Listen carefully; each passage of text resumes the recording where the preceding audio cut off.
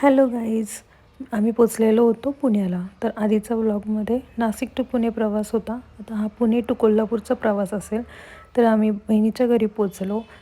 तिचा मस्त स्वयंपाक चालू होता. इशू आणि हृदय मस्त स्ट्रॉबेरी एन्जॉय करत होते. नंतर मला इशूने मस्त चाफ्याचं फूल दिलं, सो मी त्याचंही थोडं शूट घेतलं. आणि हृदयनंतर मस्त खुर्चीवर बसून एन्जॉय करत होता. मग आम्ही जेवण करून आराम केला आणि 4 वाजता आम्ही कोल्हापूरला जाण्यासाठी फायनली निघालो. देन आम्ही रात्री 10 वाजता कोल्हापूरमध्ये पोचलो. प्रवास भरपूर झालेला, तर खूप थकलेले सगळेजणं. सो मग आम्ही गाडी पार्किंग करून हॉटेलला चेकिंग केलं.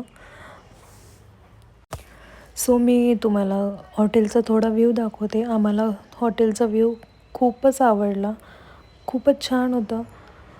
आणि इथे हृदय बॅग उचलायचं बघत होता, पण त्याच्याकडनं काय होत नव्हतं.